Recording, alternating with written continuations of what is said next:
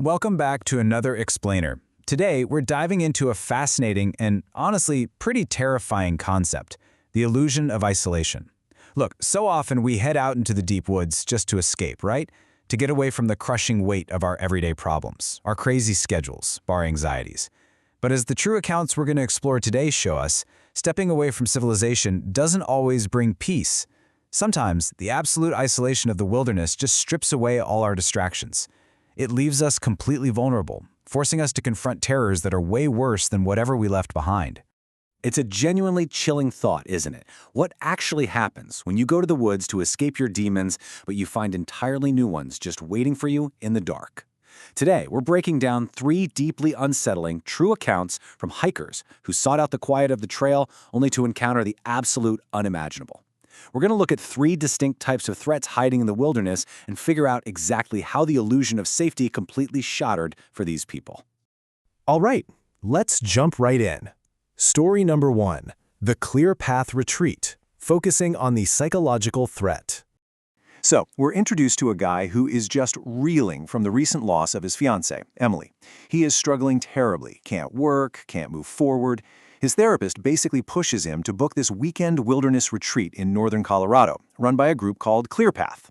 The whole point of the trip is to disconnect, process his grief, and finally face what he's running from. But man, you're about to see his sanity unravel so fast. The first day, totally normal. But on that very first night, he wakes up to the sound of crying. He finds a fellow camper, a woman named Claire, standing alone in the dark. When he asks if she's okay, she turns to him with just absolute disgust and says, "Richard told me what you did." By day 2, the whole group is ostracizing him. Conversations just drop dead when he walks up. The guy, Richard, keeps giving him these creepy, knowing smirks. And then he finds a folded piece of paper tucked deep inside his backpack. That note simply read, "We know about Emily." And this really brings us to the crushing, repressed guilt this guy was carrying around. Because Emily didn't just pass away of natural causes. They've been having this massive argument on a ridge. He grabbed her arm, she jerked away, lost her footing, and fell to her death. Crucially here, he lied to the police. He told them he wasn't even with her when she fell, so her death got ruled as suicide. He'd been carrying the massive weight of this dark secret completely alone, fully convinced that absolutely no one on Earth knew the truth. The paranoia hits its breaking point at 2 a.m. on the second night. He's lying awake in his thin nylon tent, totally terrified, when he hears the guide, Richard, whispering right outside. He hears him say, he still refuses to admit it, even after all this time. I mean, hearing your darkest, most closely guarded secret spoken out loud in the pitch-black woods, that completely breaks him. He literally just grabs his bag and runs blindly into the dense trees, running for his life until the sun finally comes up.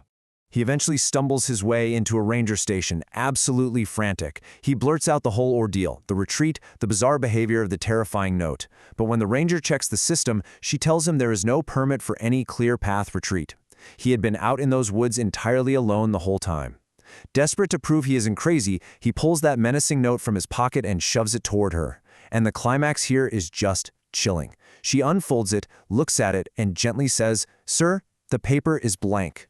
The isolation of the woods hadn't exposed him to some wild cult. It had literally acted as a pressure cooker for his own overwhelming guilt, triggering a full-blown psychotic break.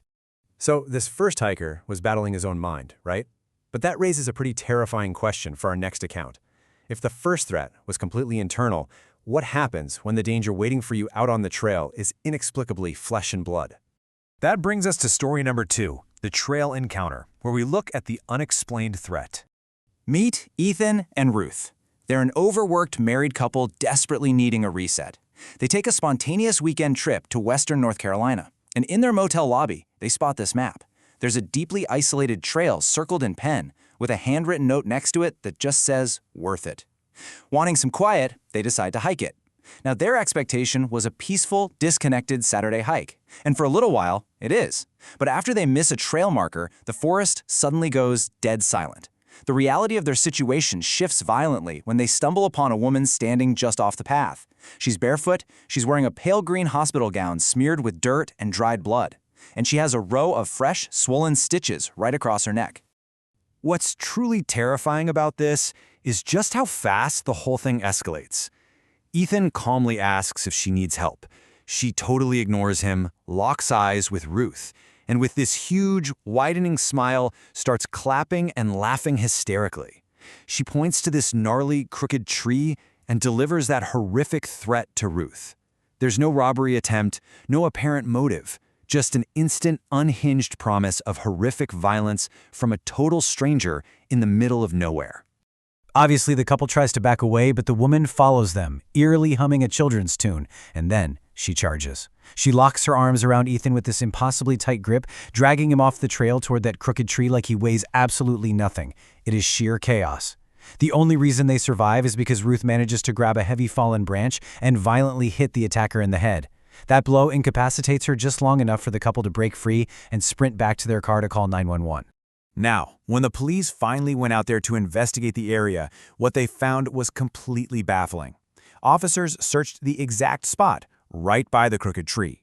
All they found was that bloody hospital gown, just discarded in the dirt. No footprints anywhere, no trail leading away. And even weirder, the plastic ID wristband left at the scene traced back to a patient who had been discharged from a facility almost 90 miles away, just days before.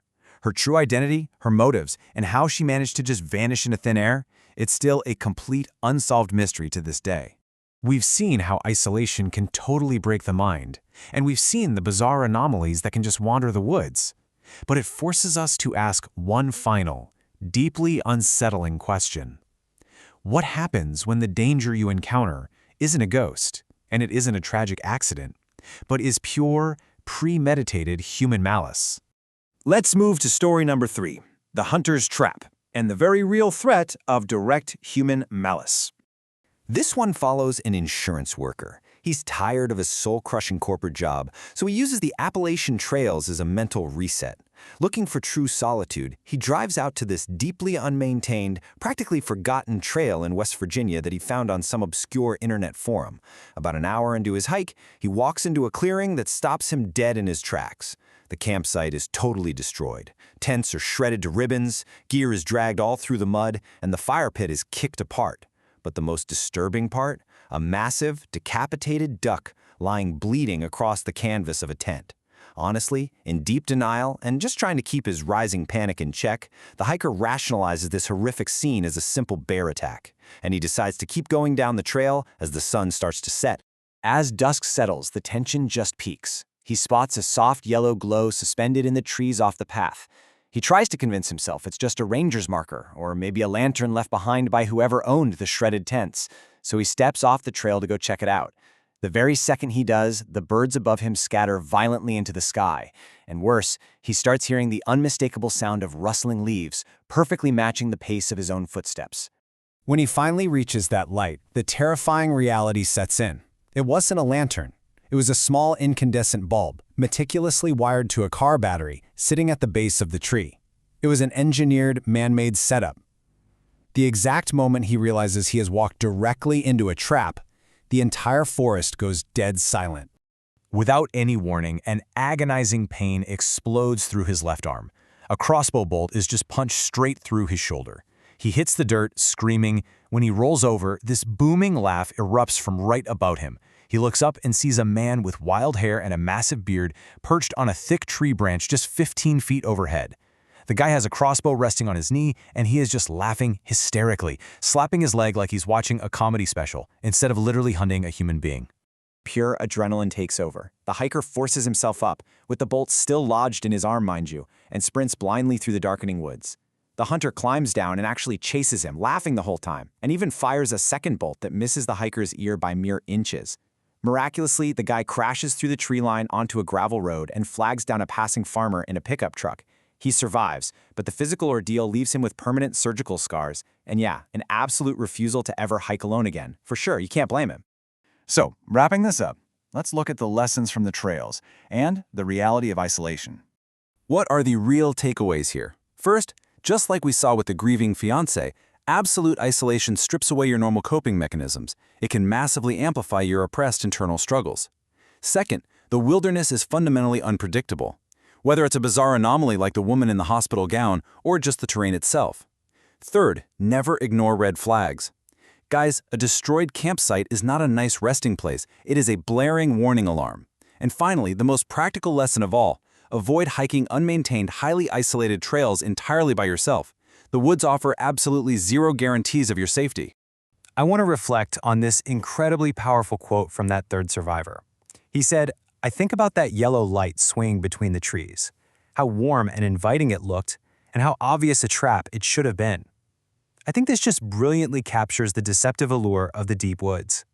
We seek out the quiet, we seek out the peace, completely drawn in by the warmth of escaping our chaotic lives, and we can be totally blind to the dangers that might be meticulously laid out for us. Which leaves us with this final thought for this explainer. Look, we all need an escape sometimes. We all need to disconnect. But the next time you seek out the profound isolation of the woods to leave your problems behind, are you absolutely sure of what's waiting for you in the dark? Thank you so much for joining me today. Stay safe out there, stay aware, and I'll catch you next time.